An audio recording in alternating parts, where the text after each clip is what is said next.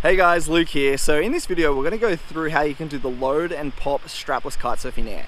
So this is a really good foundation trick to learn, and if you're trying to get into the air strapless, you're riding around, you think, I want to start doing jumps, this is really the very first one I think that you should learn, because it does build a lot of technique that then you can carry through to your other jumps and other tricks later, including all sorts of really cool tricks, front rolls and all of those sort of board on tricks. And so the reason that you learn the load and pop is it creates this this technique for being able to jump even in flat water. So you're really using the kite and your legs and the technique to bring that board up and not relying on a ramp or a jump. And what's great about it is when you learn that technique and it becomes that muscle memory, then you can take it to the ramps and take it to the jumps or the waves, you know, the oncoming waves, and then you can really send it with a lot more control and board control, kite control, and all of it by learning the load and pop first. And so in this video we're going to talk about step by step how do you do it, and we'll also troubleshoot some common mistakes or common problems that you might be having if you are already trying to learn how to jump strapless. So let's get into it. So first off, let's talk about conditions and setting it up. Basically, you can see here we've got a nice flat water area, and this is really good for learning the load and pop jump. And the reason that you want to sort of learn this in flat water is it gives you the correct technique for how you can actually jump and keep control of the board in the air. And that will set you up for doing bigger, longer straight airs, off jumps, off ramps, off little waves or anything like that in the future. But you really get that sort of feeling and that muscle memory and that technique done on the flat water first. This was a tip that was actually given to us by John Marco, so thanks for that. And we went out there and we sort of practiced a little bit in flat water, and I've found it to be really true that if you really dial it in on the flat water, then from that point on, when you start sending it off jumps and off bigger ramps and waves, then you really will have that far more control in the air with your board. The other thing you'd be looking for is in about 20 knots of wind. I say that 20 knots of wind is probably preferred to learn this. If it's too light, it's really hard to sort of, particularly when you're learning, to keep that board on your feet. And if it's too strong, then the board might flick away from you a lot, so when you're learning as well. And so that 20 knot wind range is really nice. It's enough to sort of make it easy with the kite. It's enough to keep that wind pressure underneath the board, and you'll find that you'll progress a lot faster doing that. Okay, so now let's go through it step by step. So the steps are that we're going along across the wind with moderate speed. And then as we've spotted someone, we're about to jump, we start to move our kite up towards 11, and that's sort of where it's going to stay. And what we do is then we use our body and our technique to sort of load and pop up into the sky. And if you're familiar with doing a load and pop jump with a twin tip, then this will make a lot of sense. But if not, what we do is as we sort of move that kite to 11, we actually tend off a little bit. So downwind, just come off your rail a little bit, and then we moderately turn upwind like that. And then as we turn upwind, we load off our back foot to sort of jump, right? But more so than jumping, don't think of it like jumping off your board. We sort of load up off our back foot, and because we've just carved upwind a little bit, now we let the nose come up by lifting our knee. And so what that will do is the board, we're going along, we sort of tend off a little bit, we turn upwind a little bit, and we lift that nose up into the wind, and that will help the board climb and stay stuck to the bottom of your front foot. Now we're at the same time that you're doing that, you actually take your back hand off. So with this jump, your back hand is off the bar and you only have your front hand on the bar. That will let you balance. It will also let you drive the kite forward again as you land in to generate that speed so you can land it and you don't plonk into the water. So now we've jumped up into the sky. This isn't meant to be soaring jump, okay? This is just a little one. So remember, you're just popping up, and then as we sort of just get up into the air a little bit, use your back foot to actually push the tail around and change the angle of the board, and you actually push the bottom of the board into the wind. Because remember, we're generating our own speed as well. So the board sort of goes downwind a little bit, carves upwind, pops up into the sky, and then we push it around into the wind like that. The wind's at my back at the moment. Now, as we start to come down, just relieve that back foot a little bit. So your back foot comes back a little bit, and then you sort of cushion it with your knees, at the same time sheeting in with the bar. That's going to take some of that pressure off, and you keep riding.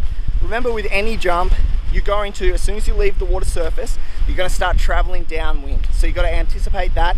You're You're going to take off and you're going to start moving downwind. I'd say with this particular jump, you don't end up going straight downwind. It's sort of like 45 degrees. If this is straight downwind and this is straight across the wind, you sort of end up landing kind of like that at about 45 degrees.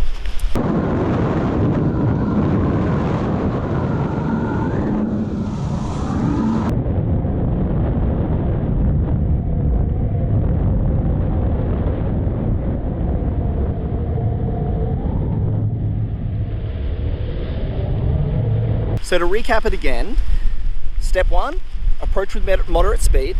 Step 2, bring the kite to about 11. Step 3, tend off wind just slightly. Step 4, carve up wind moderately. Step 5, we're going to load off our back foot, lift our front knee and take our back hand off the bar. We're going to step 6, we'll slightly start climbing up into the sky. You're still sort of sheeting in a little bit with your bar. Don't sheet all the way out, but you're going to sheet in a little bit to give you that lift. Step 7, kick your back foot out. Step 8, we're looking for that landing, so back foot comes in a little bit, sheet in and cushion it with your knees, remembering to point sort of 45 degrees downwind.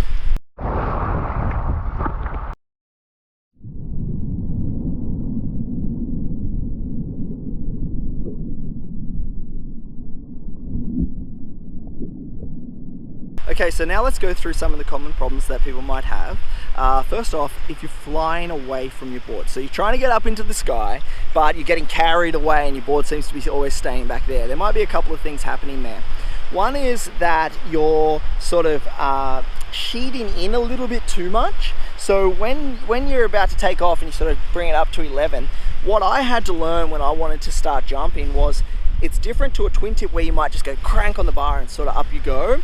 It's almost like a gradual pull on the bar. So you sort of like, as you're lifting, you're sort of just pulling yourself up nice and gradually. So you sort of sheet in slowly, not a really aggressive one which might carry you away. So it's just that nice sort of gentle sheet in.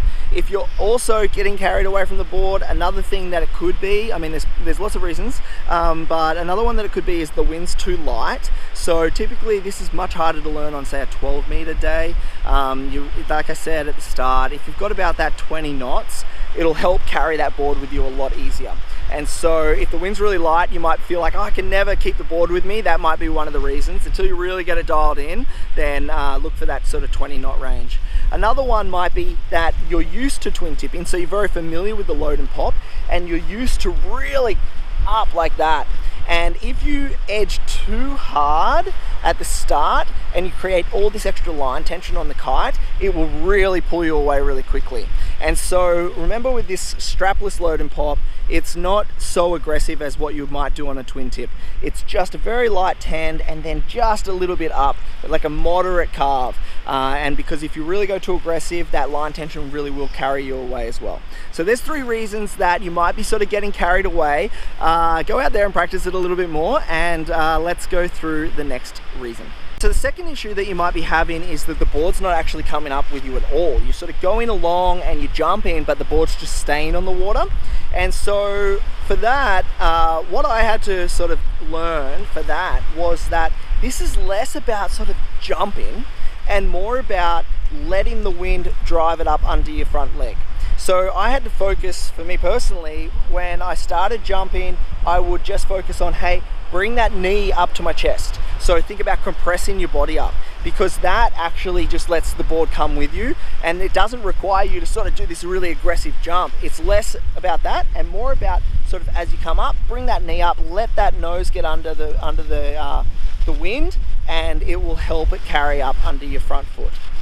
Okay, so the third point is that you are jumping, but it feels a bit awkward. And this is what you see most common with people jumping, is that they sort of jump, but the board's sort of just like up like that, just in a weird kind of climb. And typically, I think what's happening there is when they're jumping, they're keeping their backhand on the bar. And if you keep your backhand on the bar and you jump, it's sort of like this real sort of crunched, awkward kind of feeling. And so remember, you need to take that backhand off, and then that way, as you jump up, the backhand comes off, you can sweep that leg around, and it's going to give you far more technique and control. So if you feel like I'm doing it, but it's like sort of really weird, it might be because you still have your backhand on the bar. And the final troubleshooting problem that you might be having is that you are doing the jump, but when you land, you actually fall over the nose. And if you're falling over the nose, what I find I do is when I'm jumping, if I'm coming in and I feel like I might sort of be leaning forward a little bit, I actually sort of just shift the board forward a little bit with my feet. So as I'm about to land, you can just try and push the board just slightly forward, and that will sort of keep you more centered as you land with that speed. So that was something that I found a lot in a lot of my tricks actually, is that when I'm coming in to land, I sort of put the board a little bit further forward than what I think I might, and you just do that by you're pushing out, and then you just sort of push it forward like that with your feet. You might find that that works for you as well, so that you don't necessarily land on the nose or go over the front.